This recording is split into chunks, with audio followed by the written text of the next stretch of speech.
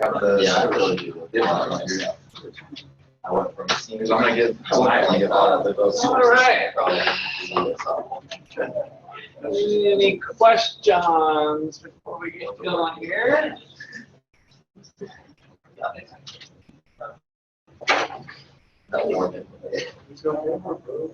Oh, it is so itchy.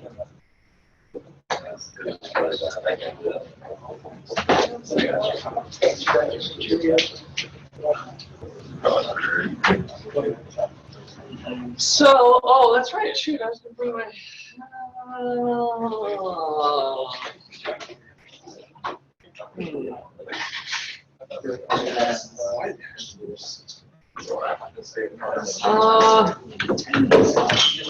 That'd be a little bit easier. I think I am going to do that. Let's get you guys started with a little problem to work on.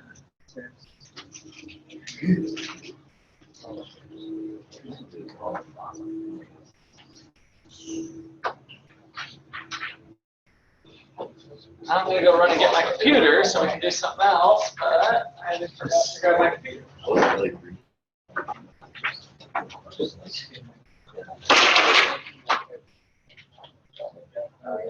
All right, so last time we learned about the market for reserves.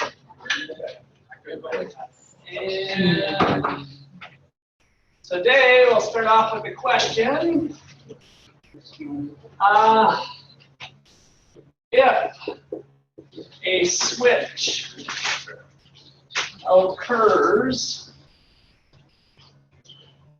from deposits to currency, kind of a Dave Ramsey effect, if you will. Right, so instead of holding our wealth as a checkable deposit, we decide to hold more currency in our wallet. What happens?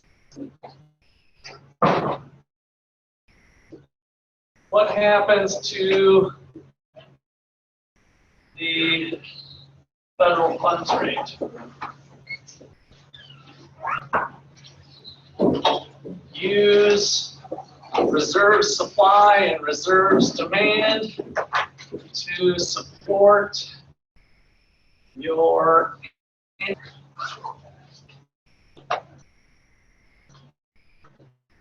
okay. So you guys start working on that little problem, and I will be back in a couple minutes.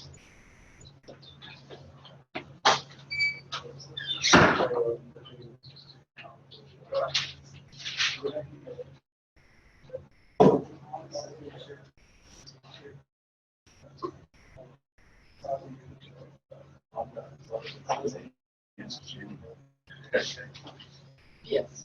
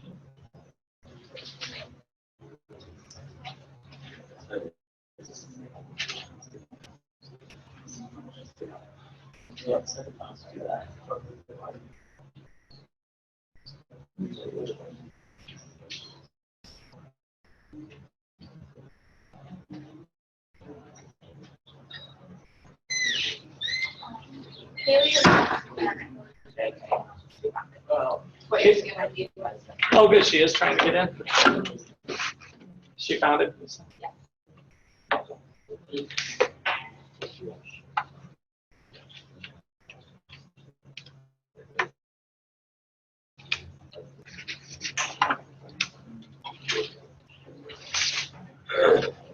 All right, so when I come around the room, I expect to see on everybody's paper a home base start for the reserves market.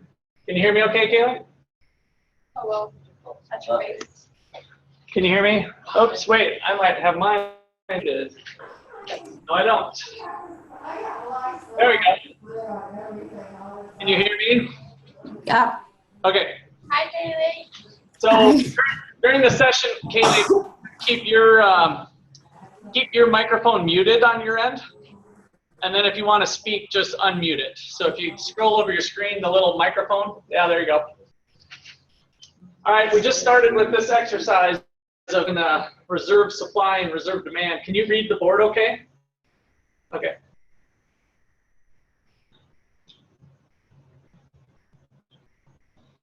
So everybody should have a home base down to start the problem.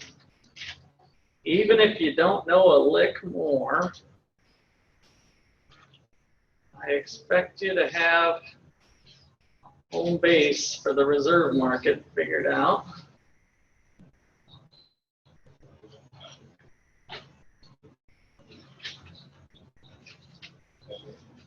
Okay, looks good. It's getting close to being good. Draw the home base before you draw kind of movement. So,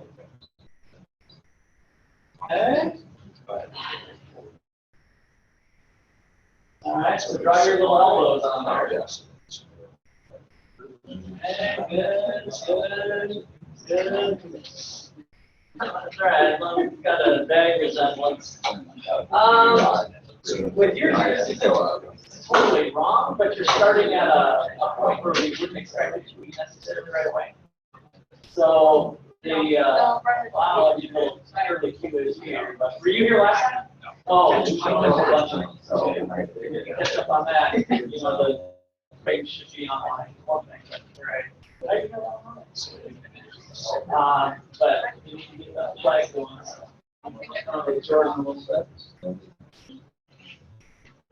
Okay, home base. Draw it up. You were here last time, right? So draw your basic one. Like you don't even have to know like more. Okay, good. All right, so it looks like most of you are getting to home base. So we got quantity of reserves, interest rate. We've got a right elbow, where the upper bound for the elbow here is ID, which is what?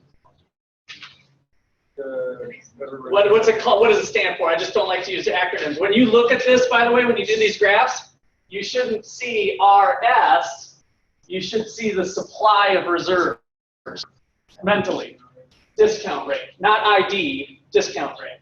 Interest rate, quantity of reserves, non-borrowed reserves, and then some sort of reserves demand. And the lower bound is interest on reserves. So that's paid by the Federal Reserve on reserves, and that created an upper and lower bound essentially for monetary policy management of the federal funds rate. The federal funds rate itself is not set by the central bank, right? It's a market-driven rate. Banks negotiate with each other to determine what the rate they're going to charge each other is. And that's the beauty of the market system, is it allows banks to kind of monitor themselves, right? So think about this.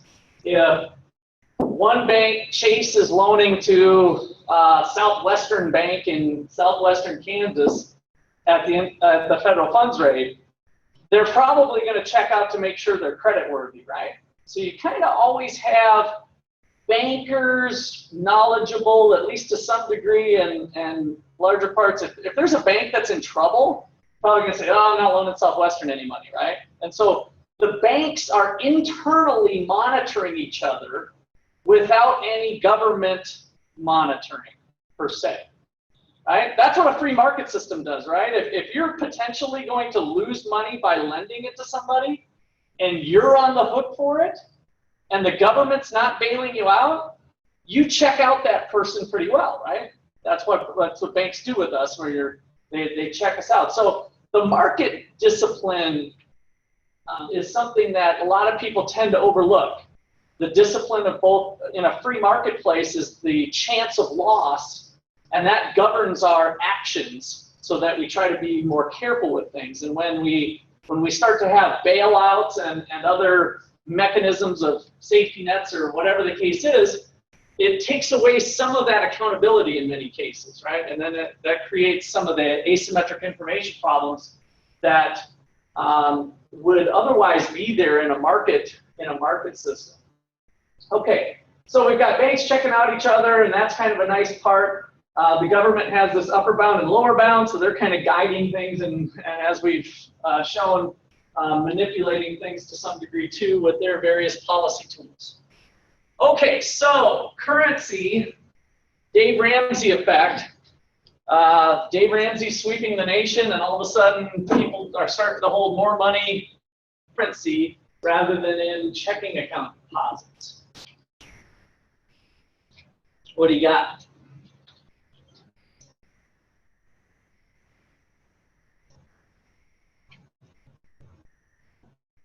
What do you got? So what were some of your shifters? Did anything happen to the discount rate? Let's start ruling some out. Well, anything happen to interest on reserves? No.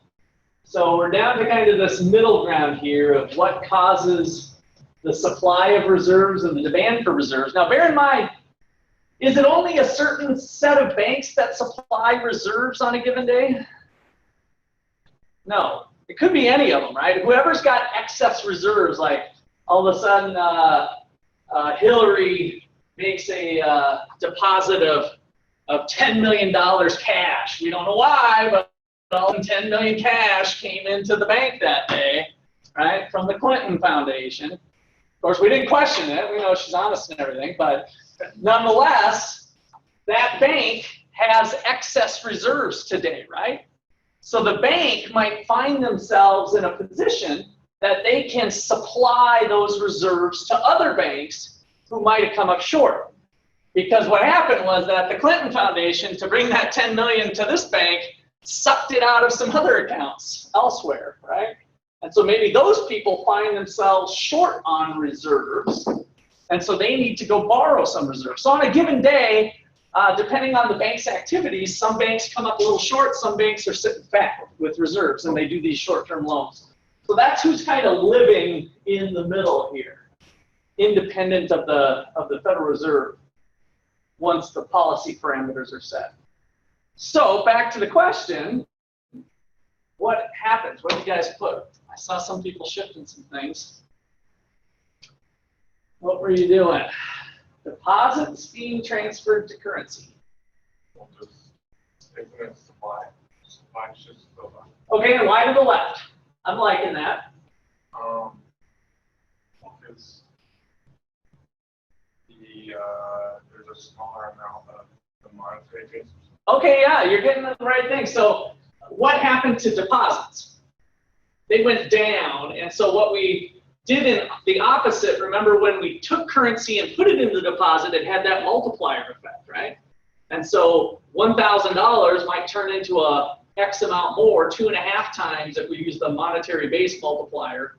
So once we go from deposits to currency, we're losing some of those deposits, which means we're losing reserves, right? Some of the reserves that are in the system. So some of those reserves are going down. Okay, any other effect? Is that it?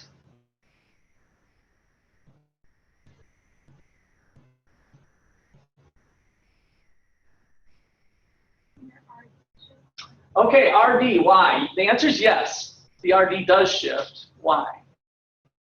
It's a good gut feeling. So, anybody? There is a shift in The demand for reserves, why? The banks are wanting that currency to go back. Deposits. Is the No, we want to focus strictly in on what's happening then with the deposits. There's less of them. Do they have to cover their butts more or less?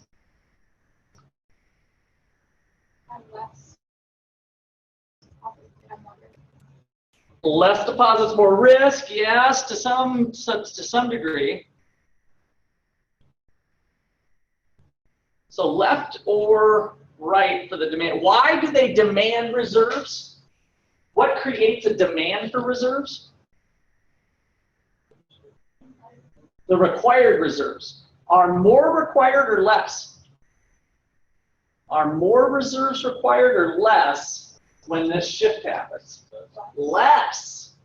So demand for reserves shifts to the left or to the right? To the left. To the left. And so think about the amount of reserves being, to think back to the left and right logic, is that at this rate, I used to want to have this much, but now that I have less demand, I only want this much. At this interest rate, I used to want this much, now I want this much. At this interest rate, I used to want this much, now I want this much. So it's a shift to the left. So we've got a shift to the left of the reserve demand.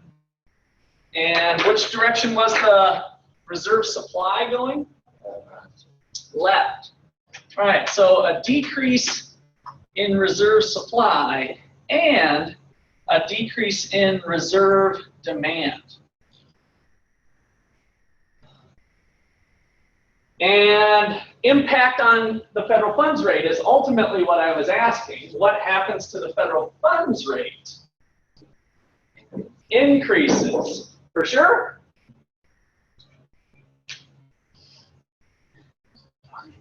So let's see. Reserve shift looks like this, right? So we have the, let's say we've got the blue line here, similar to what we were doing. So this is reserve supply 2, is the blue line. I'm using color coding now. This is not equal to each other. Right? This one's here. It gets a little funky because of this flat spot. stay the same. Stay the same? Indeterminate? All right, so in theory, if the reserve demand shifts to here, the federal funds rate falls. If it shifts up or to here, I'm sorry, it's not shifting up, it's shifting down, but it's not as big of a size, then the federal funds rate goes up. So just by the shift alone, we think that. Now this one, do we know which shift would be greater magnitude? Can we get a fix on that? Think about what's going on with the demand. What caused the RD shift again? What was the reasoning? So decrease in this because reserves requirements went down, right? So there was a decrease in reserves required, decrease in RR, required reserves, to the tune of what magnitude? The what? The required reserve ratio, which we've learned might be around 10% at most. We're going to look over kind of the schedule of that. So decrease in required reserves by R, let's see, do we use RR most times? Or just R? Just R. R times D. If this is just 10%, no, that's fine. That might be 10%. What was going on with reserve supply? Decrease in reserve supply. What was the story there again? How much was that going down by, the amount of reserves? Can we tell which one would be bigger? Supply, why? Can't see who said that. Tag, yeah. Is it just the whole effect of the switch? Yeah, it's got the whole effect of the switch, right? So when we go from deposits to currency, we're sucking that out and we're losing all of the reserves. All of those reserves, all of the non-borrowed reserves are going out. So it's like we got, if it was $100, let's say, we've got 100 magnitude this way. If it's 10%, we only have $10 going this way. So with this particular item, we'd expect the reserve demand to be something less of an effect, still shifting to the left, but something less. So decrease in reserves because reserves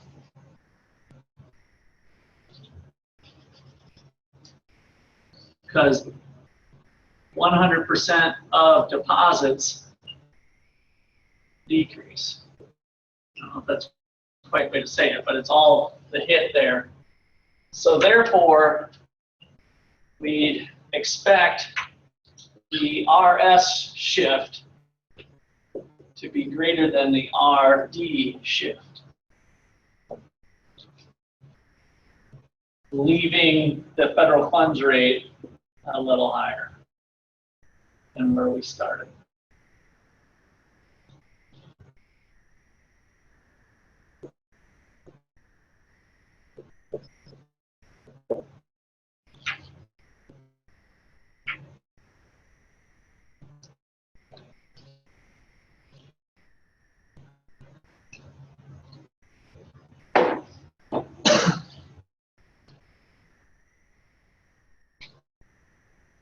All right, any last questions or comments on that? This is probably one of the more challenging type of problems that you see, but that's the types of things we're thinking about and the logic behind them in terms of the federal funds rate. If you really have a good understanding of what those reserves, that opening piece that I did for you about who's the demanders, that means people who need to cover their butts because they fell short of required reserves. Who are the suppliers? Those people who are sitting fat on cash that can loan it out, right? So anything that changes those two things is going to cause some movements. All right, good there? Okay, let's see. I was going to kind of not open with that problem, but since I had to go get my computer, I think we'll jump into it. Just a quick review of the Wall Street Journal articles.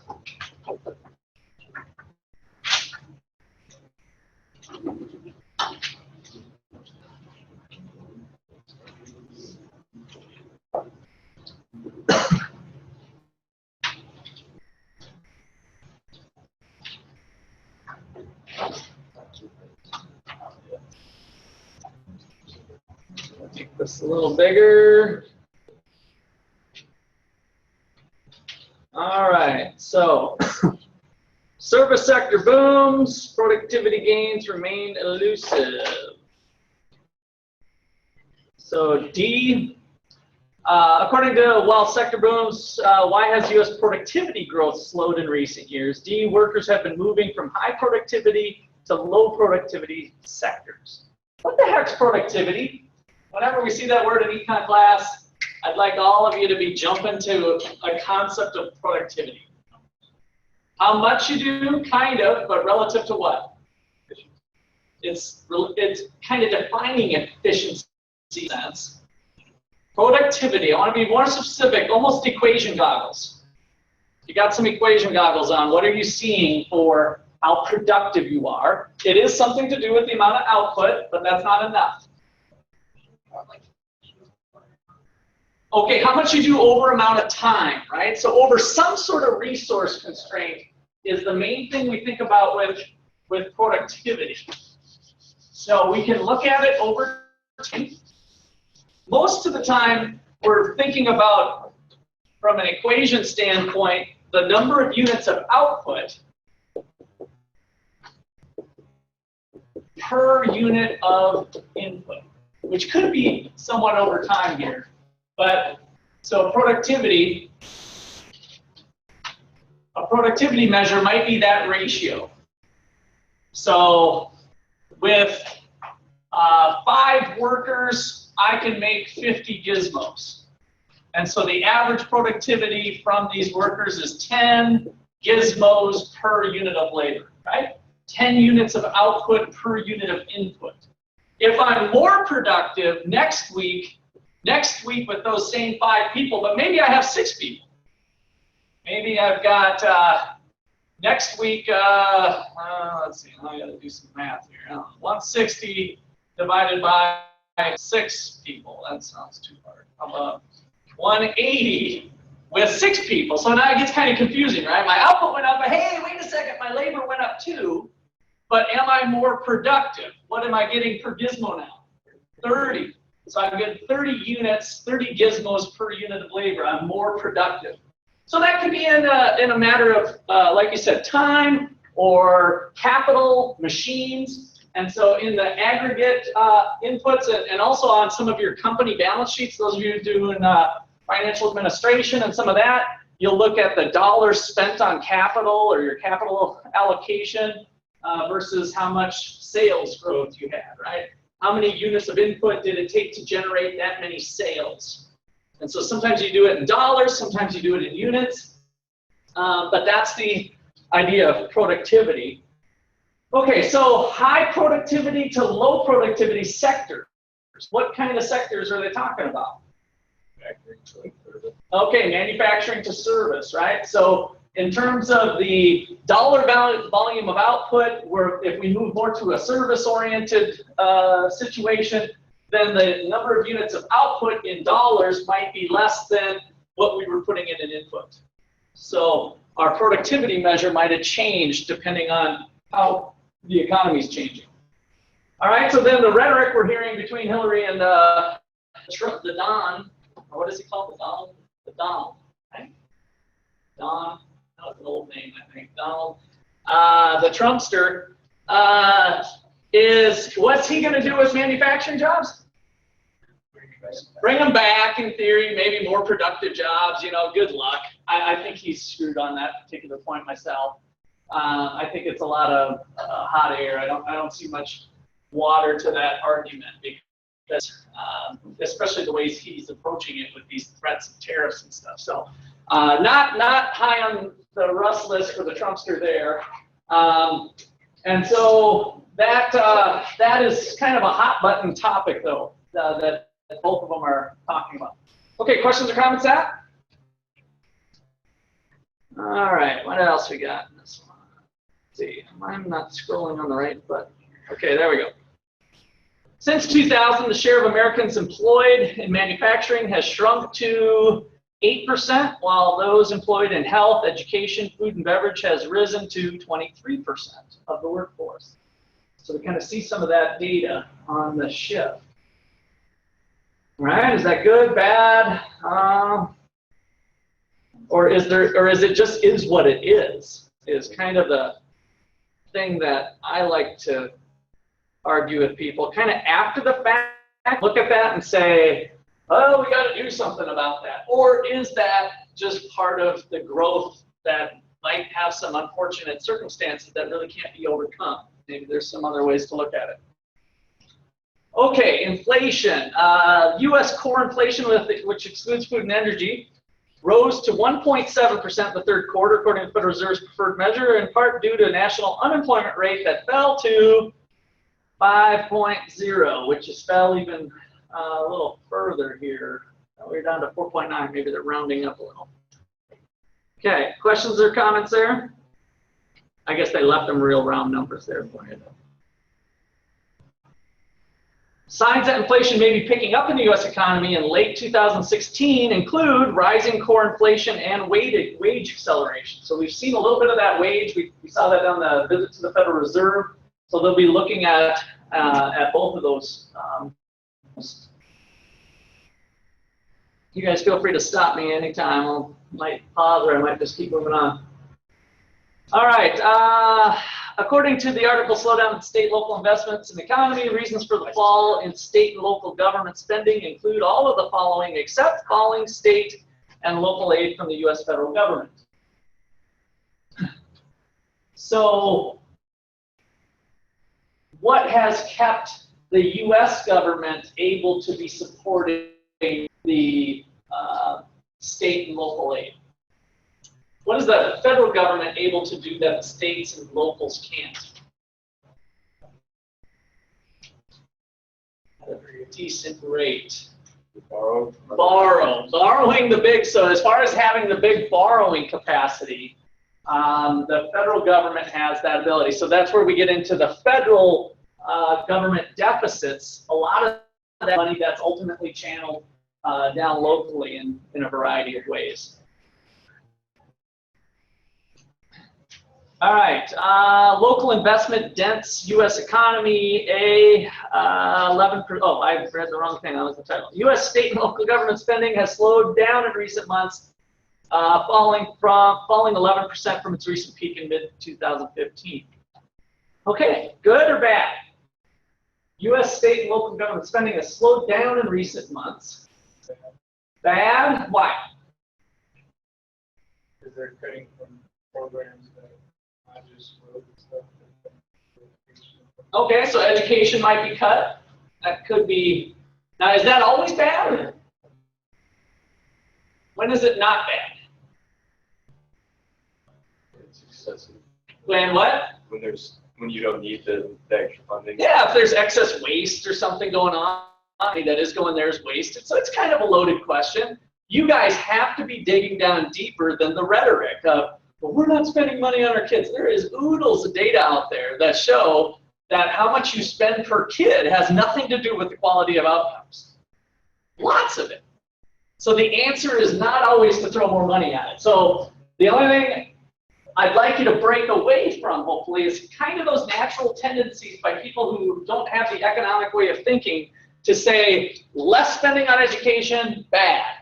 More spending on education, good. It's a lot more complex question, right? And so you got to use some economic reasoning to decide whether that is a good move or a bad move. It might be bad in some circumstances, but good in others. Yeah. When you say spending something sometimes bad for education, something not, does that include like that just wages, or is that like throwing supplies at kids? That supplies at kids and everything. Yeah. Another good point is what are we spending the money on? If you get an allocation of funds, what are they buying with that? Is it books? Is it iPads? Is it teacher salary? Is it bricks and mortar? Or what is it? Is it more track and field, a new soccer complex, a playground, a drinking fountain? The list is long on what are we spending on, which is an important question. Okay. All right. Since late 2007. Private investment in intellectual property has risen significantly, but spending on physical structures has actually fallen. So what? What's this article getting at? Is that good, bad, or otherwise? So give me an example of intellectual property. Intellectual property. Property rights. Yeah, property rights of what sort? Just drill down a little bit more. You're right, it's property rights. What's intellectual property rights? What? Okay, copyright. Oh, copyrights. Thank you. Okay, so I was a little confused when you were restating the same thing. So yes, so copyrights, right? Okay, what else? Trademarks, secrets, patents, all kinds of stuff, just proprietary, personal stuff that maybe, you guys mostly mention stuff that's protected by the government, but it's not necessarily stuff protected by the government either, right? Intellectual property, like that's my stuff. If one of the debates that we had here at OU was me recording these lectures. Who owns them? If I leave OU, does OU have the right to use these? We had that debate, that type of thing. Like, do I own what's coming on this camera, or does OU own it? It's intellectual property. Who owns it, right? Do they have the right to replicate that? Can they carve out Russ Econ Rocks and go offer a bunch of online classes without my permission? Does OU own it? Does OU own me? Or do I own me and my thoughts and my ideas that I conveyed in a recording?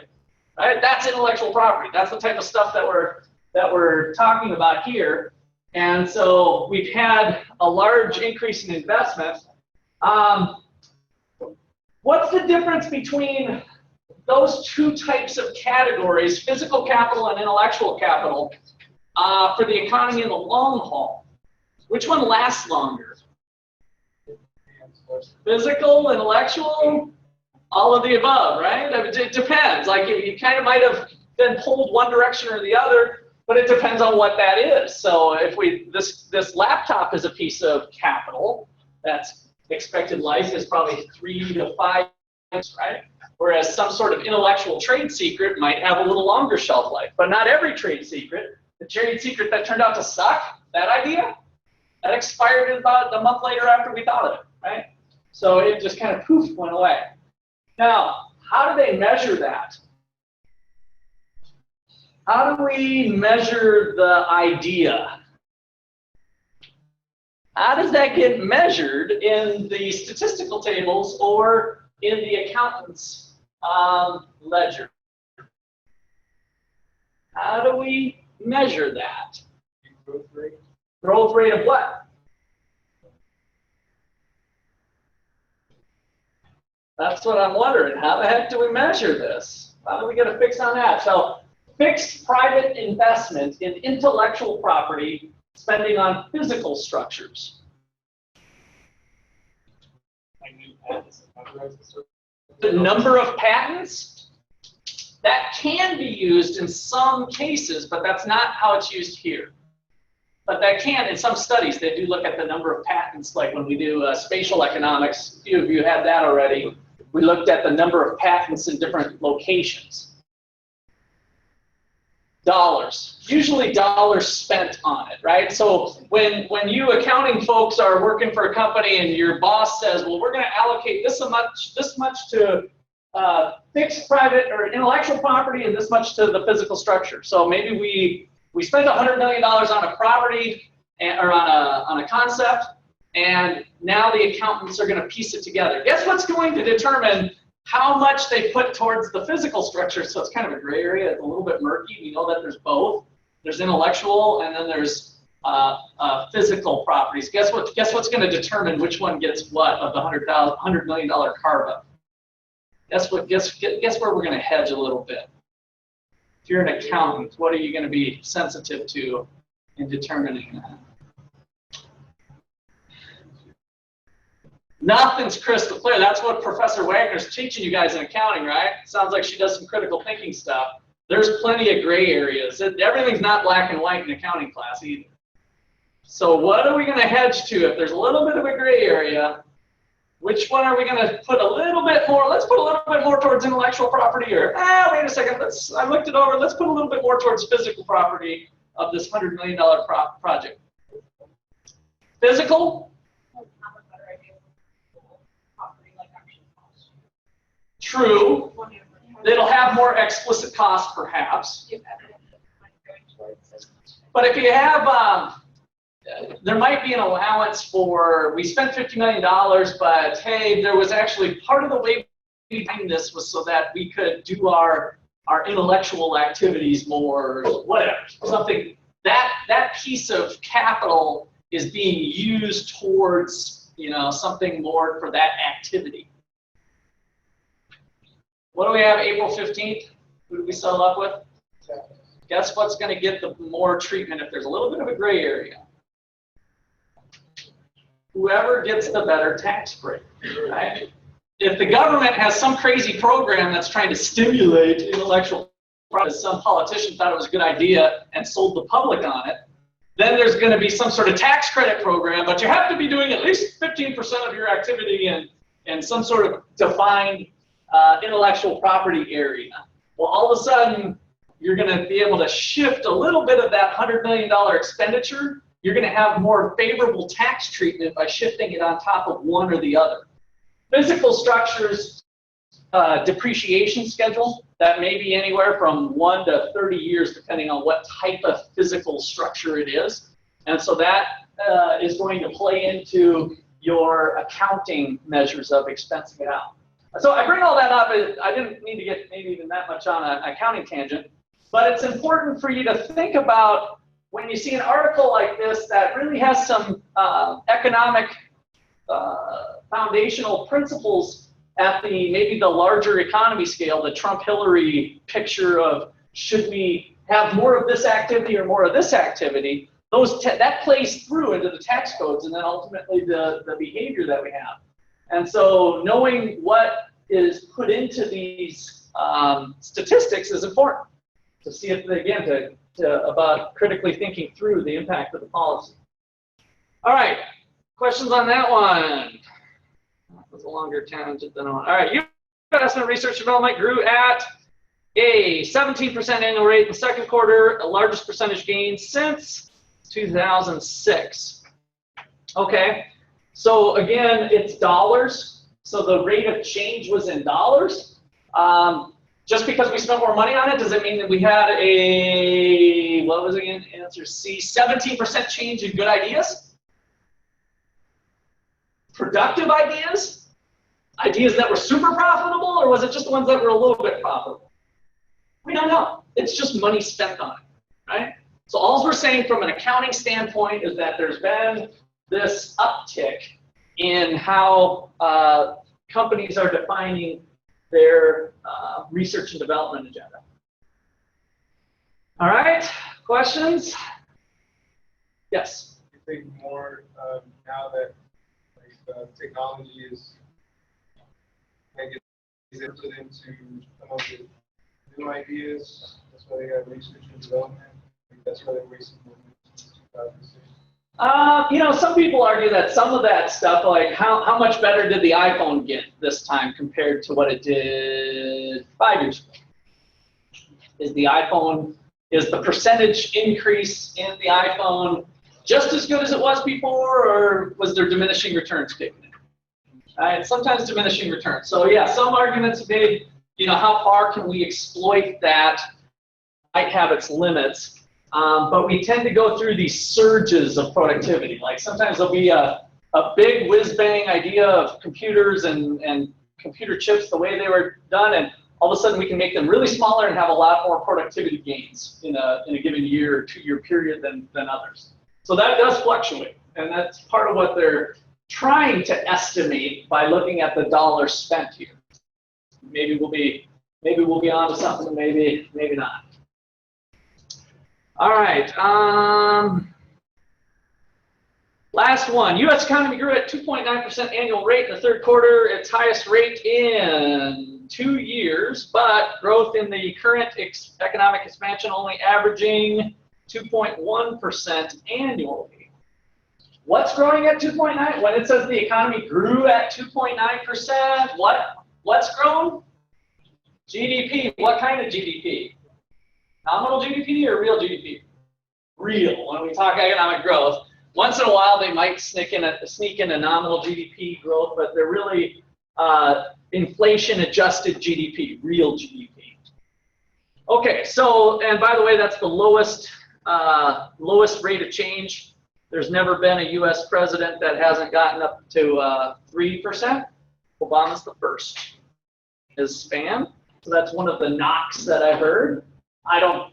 Some economists would argue, well, nobody came out of the Great Recession, blah, blah, blah. But 8 years is a decent amount of time, and we still don't see even the quarterly growth getting up there after 8 years. But that's kind of a he said, she said thing. It's kind of hard to pinpoint, for sure. Which two components of GDP helped raise U.S. economic growth in the third quarter? Answer: exports and business inventories. What's a business inventory? What's a business inventory?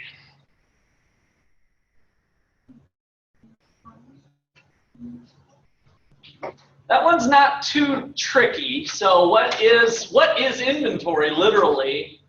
Before you took any econ class, you know what inventory is. What does it mean?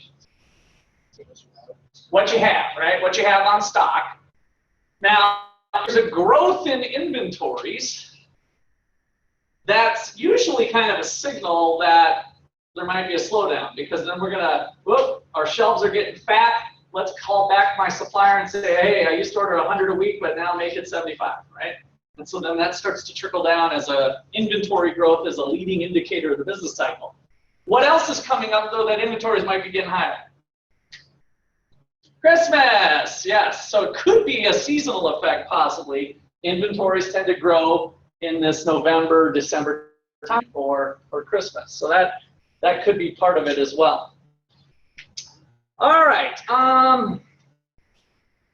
Let's see here. Let's wrap up today with one more concept. Let's do this little fun video. I have the computer up. This is one of the figures from the table, from the textbook. And so it's towards the end of the book, and it's looking at the composition of the Fed's assets here. Again, financial crisis, and let's just play it through. He's got a little narrative of it. Oh, I'll have this plugged in. Oh no, it's not.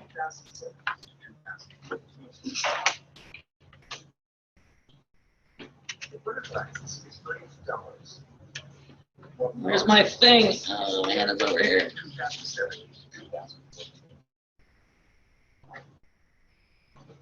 Okay, now we're checking. Headset with microphone, headphone. What should I do? Speaker out? Hey! Okay. This one's kind of a shorty. Long-term treasury bond purchases. Okay, play. This figure shows the expansion of the Federal Reserve's balance sheet from 2007 to 2014. The vertical axis is billions of dollars, while the horizontal axis is the year from 2007 to 2014. There are four shaded areas that show the Fed's holdings of four different categories of assets. Traditional securities holdings, that is short-term treasury bills, long-term treasury bond purchases, lending, and agency debt and mortgage-backed securities. Traditional securities holdings fell over the period, while lending surged during the financial crisis of 2007 to 2009, but then shrank sharply. It was the Federal Reserve's asset purchases of long-term treasuries and agency debt and mortgage-backed securities that was the source of the fourfold increase in the size of the Federal Reserve's balance sheet. Okay, so what does it mean when there's no purple this way and no red this way? What does that mean? They never did that before. And look at the magnitudes compared to where we were before. This is a big unknown mystery. I mean, there's a lot of big stuff that most people don't quite get. Hopefully those guys are just, smarter than I, so that they know how to manage that out, but a part of it I kind of question.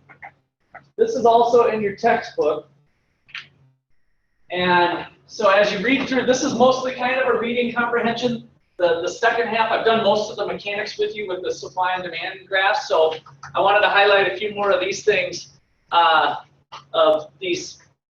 things that the Fed has done in response to the crisis.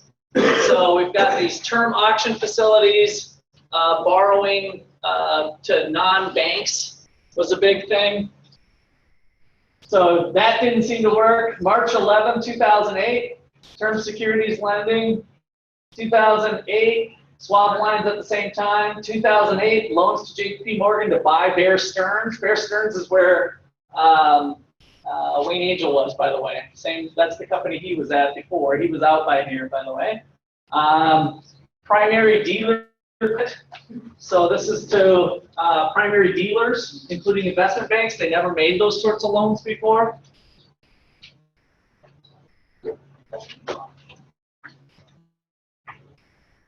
AIG, 2008. Commercial paper funding, 2008. So all of this stuff was kind of piled on, bringing liquidity to the markets.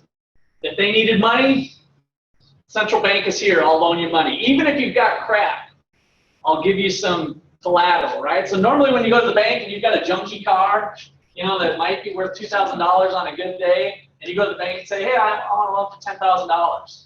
You can take my car as collateral. They say, sorry, I don't want that piece of junk. I'm not going to give you that much on a $2,000 car. That's the type of loans that the Fed was making. They were taking in junk loans just to provide liquidity to the market so that the bank could do its day-to-day transactions. That's part of the implosion that happened during this time. All right, we will wrap up there today, and we'll be, we might say a few more things on Wednesday, but you guys can make sure you got your chapter 18 work ready to go. That's due on Wednesday night, so you can work on that if you want.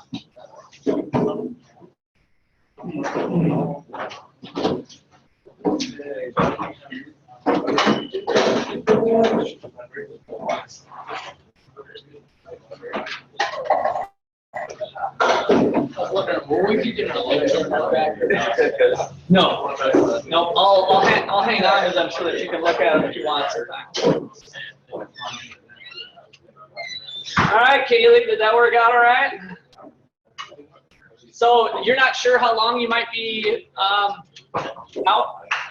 Yeah, they're doing a CT on my lungs and I don't know, like lung exam to see if it's more of a chronic issue. Okay. That's something more indefinite. I'm supposed to have that in the next couple days. So. Okay, so you'll pretty much likely be out this whole week. I'm hoping to be back. I'm hoping to be back Wednesday if at all possible, but at least by Friday I should be. Okay. All right. Sounds good. See you later.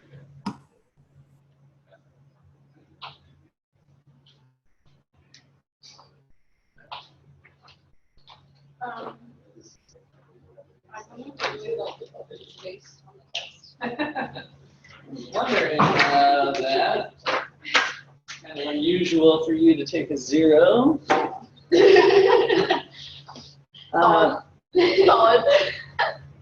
Have you had your freebie yet? No. Okay, well, that's going to be your freebie, so and I'll reopen it for you. Okay? I said a question. Yeah. I talked to you about the Wall Street Journal registration thing a while back, Okay. and that I registered for it, and we were in class together, and he said, yeah, we'll fix the grade, and I still have a 0. Okay. That's when I could actually get. So, refresh my memory then. You took it and it didn't record it? No, it was back in September. This is when we had to register for it, and they gave us the grade for it, and I registered for it, and it ended up giving me 2 accounts. Oh, just that little, The 5 point. almost, 5 point, that's what you're talking about? Yeah. Okay, send me an email. Okay. Mr. Martin? The big stuff. Capstone next semester. Am I eligible to get in that? It depends on where you're at. Okay. So, oops.